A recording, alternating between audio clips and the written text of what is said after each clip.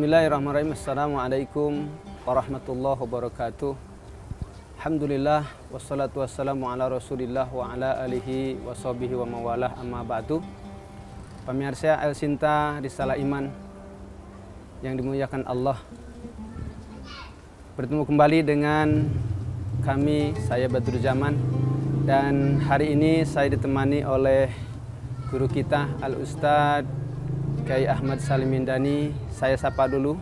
Assalamualaikum Ustadz. Waalaikumsalam warahmatullahi wabarakatuh. Apa kabar Ustadz? Khair, alhamdulillah. Ustadz sehat ya. Alhamdulillah. Keluarga Semua sehat Ustadz ya? Sehat semua. Semoga pemirsa El Sinta dimanapun Anda berada, Anda selalu dalam keadaan sehat walafiat. Alhamdulillah. Baik pemirsa El Sinta yang dimuliakan Allah, hari ini kita akan sama-sama kita dengarkan, yaitu Al-Ustadz akan menyampaikan tentang haji dan kehidupan. Ustadz nih, kan sekarang lagi musim haji ya. Itu bagaimana, kan banyak orang yang berangkat haji tapi pulang sepertinya tidak pernah mengalami haji. Nah, ini sebenarnya ada masalah apa nih dengan diri seseorang sehingga haji ya haji tapi tidak ada perubahan dalam dirinya. Pada Ustadz, silakan Ustadz. Assalamualaikum warahmatullahi wabarakatuh. Waalaikumsalam warahmatullahi wabarakatuh. Alhamdulillahirrahmanirrahim. Wassalatu wassalam ala rasulihil amin, amma ba'd. Faqad qala Allah Ta'ala fi kitabihil karim, a'udzu billahi minasyaitonir rajim, bismillahirrahmanirrahim. Walillahi 'alan nasi hajjul baiti man istata'a ilaihi sabila. Pemirsa El Sinta TV dimanapun Anda berada, alhamdulillah kita bertemu kembali dalam acara Risatul Iman. Kali ini akan kita bahas tentang haji dan kehidupan manusia. Pada hakikatnya, ketika orang itu berniat untuk melaksanakan ibadah haji, semua orang itu dengan penuh rasa sadar dan kesadaran dirinya ingin memperbaiki kehidupannya. Jadi kalau Ustadz bilang, mengapa ada orang pulang haji kok tidak berubah? Nah, kita sangat setuju dengan sabda Rasulullah SAW, segala amal perbuatan ibadah, apakah itu dapat memberikan manfaat, apakah orang yang mengerjakan itu mendapatkan hikmah atau tidak, itu sangat bergantung dengan niatnya. Masya Allah, tergantung dengan niatnya ya. Kama qala Nabi SAW, innamal a'malu bin niyati wa innamal likulli imri'in ma nawa. Segala sesuatu itu sangat bergantung dengan niat. Artinya, apakah ada manfaat atau tidak suatu amal perbuatan ibadah yang kita kerjakan itu, niatnya dulu, pasang niatnya. Nah, tidak ada suatu amal ibadah yang Allah wajibkan, yang langsung Allah perintahkan mengedepankan kita lillahi ta'ala kecuali haji. Makanya, walillahi 'alan nasi hajjul baiti man istata'a ilaihi sabila. Surat Al-Imran 93 ini. Hanya untuk Allah. Hendaklah manusia itu untuk menunaikan ibadah haji bagi orang yang telah memiliki kemampuan. Istatwa itu satu secara materi. Yang kedua, istatwa dalam ilmu syarat dan rukun wajib haji dia mengerti betul. Dan yang ketiga, istata'ah jasadiyah, punya kemampuan dalam fisiknya. Nah, karena haji ini kata Allah man istata'a ilaihi sabila, maka bagi orang yang enggak punya kemampuan tidak diwajibkan. Walaupun ini al-hajju min ruknil Islam. Haji itu bagian dari rukun Islam. Bahkan haji ini merupakan penyempurna kehidupan atau penyempurna kehidupan orang Islam. Kenapa? Karena rukun Islam yang 5 itu tidak bisa dipisah-pisahkan kecuali haji. Kata Allah, man istata'a ilaihi sabila. Maka bagi orang yang memiliki kemampuan, lalu dia tidak mengedepankan, menyempurnakan Islamnya dengan menaikkan ibadah haji, mati. Famautuhu kal jahiliyati. Mati itu sama dengan orang tak beragama. Itu kalau dia sudah mampu untuk berangkat haji tapi tidak berangkat. Ya, iya. Jadi ini dari sinilah kita lihat, Masya Allah, betapa kalau orang itu sudah punya kemampuan untuk menaikkan ibadah haji di tiap pergi, maka mati. Karena mereka belum menaikkan ibadah haji, dia anggap mereka itu tidak punya agama, ya kan? Ini secara eksplisit kita bisa menyimpulkan bahwa haji itu adalah sangat penting dalam kehidupan kita. Maka dalam filsafat melaksanakan rukun Islam ini, haji itu diibaratkan sebuah bangunan, itu atapnya, gentengnya. Sebagus apapun rumah ini, kalau dia papak, ya jelek, nggak pantas. Jadi kita lihat rumah itu bagus-bagus ya kalau kita naik pesawat. Kalau kita berada di satu jalan dan ada rumah itu yang menghadap jalan, kalau rumah itu pakai atap, pasti enak melihatnya. Makanya orang pulang haji berubah dia, yang tadinya Pak Badr Zaman dipanggil Pak Haji Badr Zaman. Kenapa demikian? Karena haji ini pemantas. Dalam istilah pemantas ini saya katakan adalah bahwa yang menyempurnakan keislaman seseorang itu haji ketika dia mampu. Oleh karena itu haji itu adalah merupakan ibadah satu malian, menggunakan harta. Yang kedua jasadian. Kita harus gunakan dengan tubuh kita, badan kita, dan yang keempat kaulan. Yang ketiga ini adalah perkataan, baca doa-doa. Nah, bagaimana tidak akan berubah orang pulang haji ini? Maka sangat aneh kalau orang pulang haji itu, ya satu, dia masih biasa melakukan perbuatan tidak pantas dikerjakan sebagai orang Islam. Makanya nanti kita lihat ada haji mabrur, haji yang bisa merubah kehidupan seseorang menjadi lebih taat, lebih bertakwa kepada Allah, dan lebih baik hubungan pada sesamanya, dan dapat merubah kehidupan. Itu haji yang mabrur. Baik. Dari yang tidak baik menjadi baik. Baik, Masya Allah, Subhanallah ya pemirsa, ternyata luar biasa ya. Jadi haji ini bukan sekedar ibadah maliyah, ibadah jasadiyah saja, tapi tiga-tiganya, maliyah, jasadiyah, sama kuliah, semuanya ada dalam haji. Maka pantas ya. Jadi bagaimana haji ini penyempurna orang untuk beragama Islam. Baik, untuk selanjutnya pemirsa, kita akan ada yang lewat yang satu ini ya. Ustaz, sebelumnya kita ada yang lewat dulu untuk jeda yang satu ini. Terima kasih.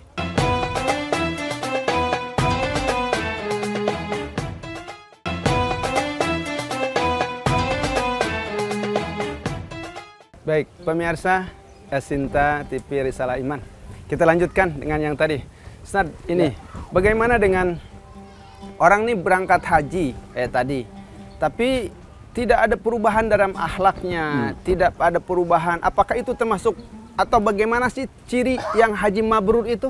Ya, kalau seperti itu kan Nabi sudah mengatakan al-hajjul mabrur laisa lahul jaza ilal jannah. Haji yang mabrur, yang diterima itu tidak balasan kecuali surga. Kita tahu bahwa surga itu hanya didapati dengan iman, ya, dengan amal saleh. Nah, oleh karena itu, ketika orang itu melaksanakan ibadah haji, tapi mereka istilahnya ya terbiasa lagi berbuat maksiat. Tidak ada perubahan. Tidak ada perubahan. Ya. Apakah orang yang mati dia melakukan perbuatan maksiat setelah dia bertobat, dia bisa masuk surga? Tidak. Yang ada ahli maksiat begitu menunaikan ibadah haji dan niat untuk bertobat, pada wukuf di Arafah dia baca doa istighfar, dia sedul istighfar sebanyaknya, dan dia tekad untuk bertobat, dan setelah itu dia tidak lagi dalam tobat itu, satu, dia tidak akan lagi mengulangi perbuatan dosa. Yang kedua, dia akan menjauhi perbuatan dosa itu. Yang ketiga, dia menyesal. Dan yang keempat, dia iringi tobatnya itu dengan banyak beramal soleh sebagai pengganti amalan soleh yang dahulu tidak dia kerjakan. Nah, ini konsep tobat.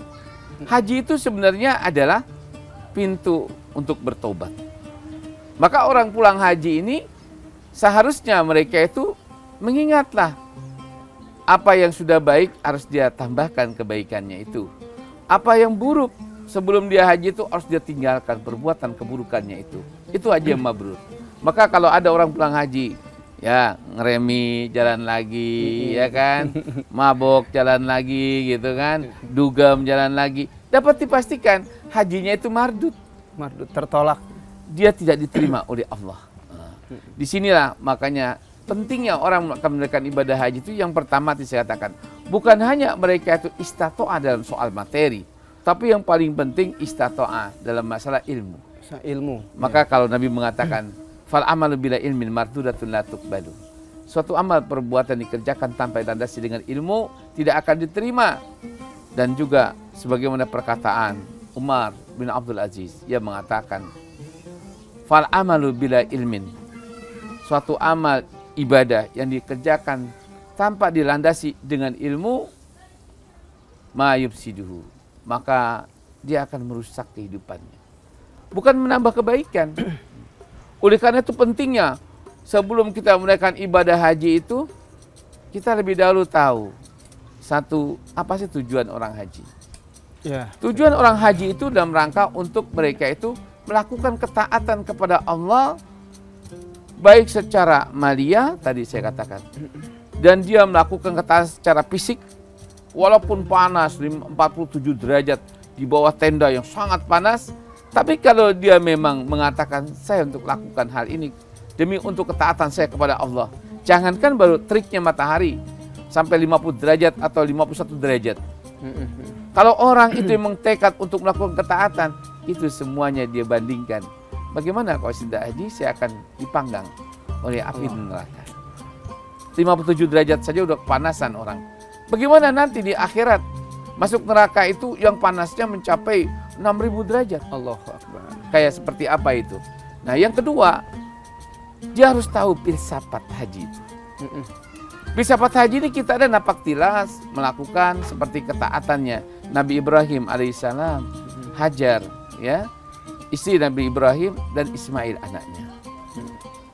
Bagaimana ujian yang Allah berikan ya kepada Nabi Ibrahim, dan dia berani berkorban sekalipun harus mengorbankan anaknya dan istrinya demi untuk mendapatkan cinta dan ridho Allah. Kalau jemaah haji itu melaksanakannya demi mendapatkan cinta dan ridho Allah, yang tadi saya katakan dalam surat Al-Imran, walillahi 'alan nasi hijjul baiti man istata'a ilaihi sabila. Kalau kita menunaikan ibadah semata-mata karena untuk mencari keridhaan Allah, karena ingin mendapatkan cinta dari Allah Subhanahu wa taala, ya jangankan dari zat yang menciptakan kita, yang menjamin kehidupan kita, yang memberikan semua fasilitas kehidupan kita. Kalau kita ingin mendapatkan cinta orang yang kita cintai saja, kita berani berkorban. Apalagi untuk Allah. Haji ini adalah bukti kecintaan manusia kepada Allah dalam melakukan ketaatannya kepada penciptanya. Baik, Ustaz, luar biasa ya. Jadi bagaimana beruntungnya bagi orang-orang yang berangkat haji dengan kesungguhan, dengan niat yang tulus, sehingga tadi yang Ustaz sampaikan bahwa balasannya adalah surga ya. Bagaimana kalau melihat tadi perjuangan pengorbanan Nabi Ibrahim alaihissalam. Nah, kita sekarang tinggal menjalani, mengikuti, dan itu pun Allah kasih hadiah surga. Tapi sebelum dilanjutkan pemirsa, kita ada yang lewat terlebih dahulu.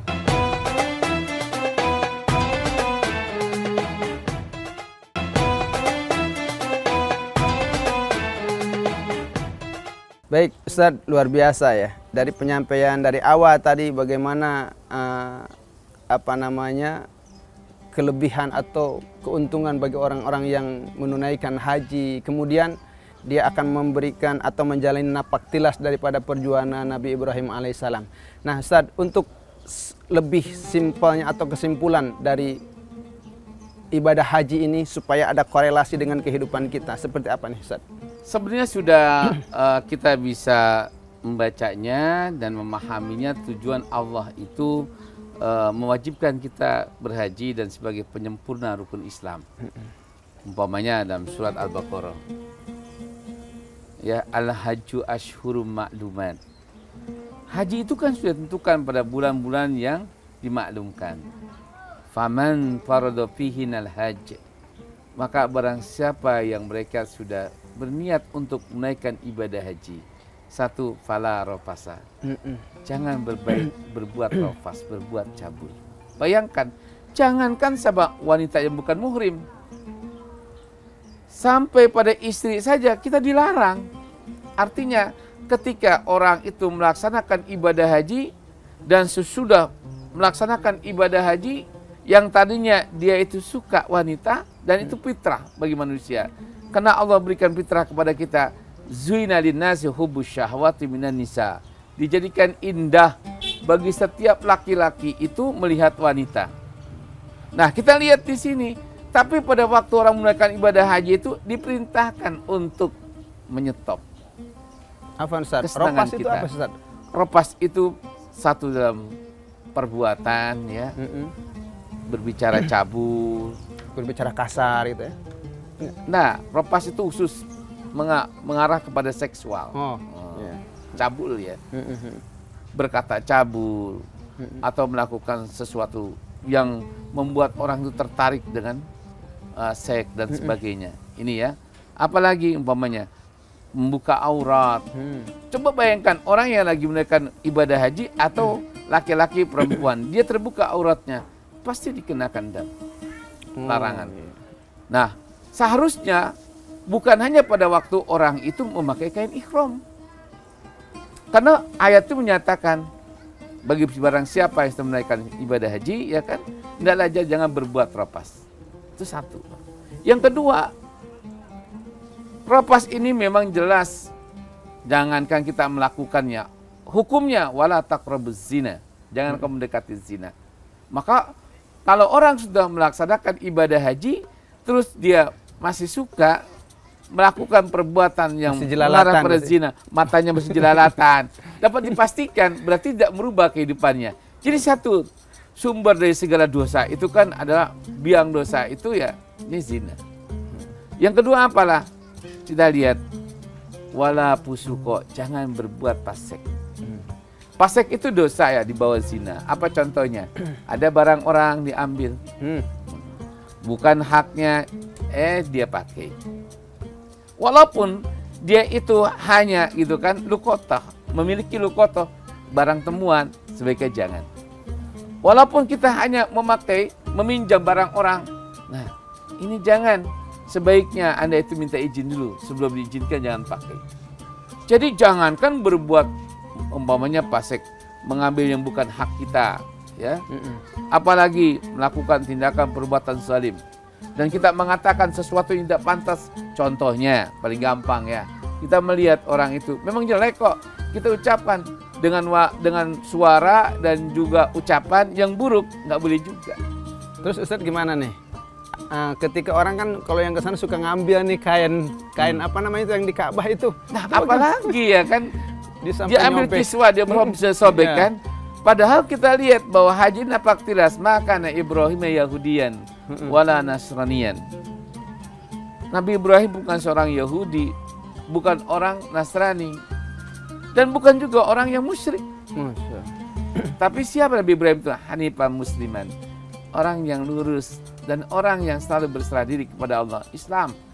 Jadi kalau orang itu haji, dia masih melakukan tindakan perbuatan yang mengarah kepada kemusyrikan, mencari jimat, apakah itu kiswah tadi, dia curi, apakah dia punya baju, dia lap-lapin ke Hajarul Aswad, ke Ka'bah, dia berkeyakinan dengan dia pakai nanti baju itu mendatangkan keuntungan, syirik kepada Allah, jangankan haji mabrur, bahkan dosanya tidak akan diampuni oleh Allah. Surat An-Nisa, kita lihat ayat 48 dan 116. Inna Allah la yaghfiru ayyushraka bihi wa yaghfiru duna dzalika liman yasha. Wa may yusyrik billahi faqad iftara isman adzima. Dosa besar. Maka Allah sudah mengatakan kalau kau haji janganlah berbuat ropas, jangan berbuat fasik. Apalagi wala jidala fil haji. Jangan bertengkar, ya kan? Nah, banyak ini orang sudah haji kelakuannya nggak berubah. Supir salah sedikit, apalagi ada tukang becak kurang bagus, habis Pak, dia maki-maki gitu kan. Ya. Padahal tukang becaknya tahu, baru pulang haji, Pak Haji, udah nggak berubah juga gitu. Semestinya pulang haji dia melihat orang seperti itu, menyadari, namanya juga ya orang nggak berpendidikan, padahal dia sarjana hajinya, habis dia maki-maki, dasar bodoh kamu gitu. Kata tukang beca, Pak, kalau saya pintar, saya nggak naik beca, jadi tukang beca. Betul, ya kan dibalikin. Nah, makanya orang pulang haji itu diperhatikan ucapannya, diperhatikan kelakuannya. Jadi yang ketiga ini, jangan lepas lagi, jangan pasek lagi, jangan suka bertengkar lagi. Makanya tinggalkan sifat-sifat yang paling jelek ini. Kenapa? Haji ini adalah tujuannya agar kita berubah, jangan suka berbuat maksiat lagi. Pulang haji itu jangan suka kita ini berbuat dosa lagi, walaupun dosa kecil, jangan dosa besar. Yang ketiga, setelah pulang haji ini yang biasa suka emosi, suka bertengkar, banyak musuh. Nah, rubahlah. Untuk haji yang mabrur, kita pulang haji menjadi orang yang sabar ya. Orang yang selalu menyambung tali silaturahim, orang bisa mengendalikan diri. Marahnya dia tinggalkan betul waktu melempar. Maka orang melempar berniat untuk menghilangkan ya segala sifat-sifat yang jelek, terutama rompas, pasek, dan suka marah ini. Makanya ada acara ritual haji itu namanya jumrah. Ada ritual haji itu wukuf di Arafah. Ada ritual haji itu tawaf dan sa'i. Semua ini adalah napak tilas dan sebagai bukti ketaatan kita dan kerelaan kita untuk merubah kehidupan kita karena jarum kehidupan yang lebih baik. Baik, subhanallah ya. Pemirsa luar biasa. Jadi ternyata salah satu tanda haji yang mabrur itu tadi diaplikasikan dalam kehidupan ini, yaitu yang tadinya suka pemarah jadi nggak pemarah. Tadi tidak boleh bertengkar ya, dan tidak boleh matanya ya tadi Ustaz, jelalatan, mulutnya juga harus dijaga ya. Begitu luar biasa hikmah daripada ibadah haji tersebut. Terima kasih atas penyampaiannya. Ini pelajaran yang luar biasa, apalagi sekarang saudara-saudara kita sedang berangkat haji. Mudah-mudahan kita doakan saudara-saudara kita yang sedang berangkat haji diberikan kemudahan dan dijadikan haji yang mabrur. Amin. Terima kasih. Demikian pemirsa El Sinta Risalah Iman. Terima kasih atas kebersamaannya. Semoga bermanfaat. Jazakallah Ustaz. Ya, terima kasih ilmunya. Assalamualaikum warahmatullahi wabarakatuh. Waalaikumsalam.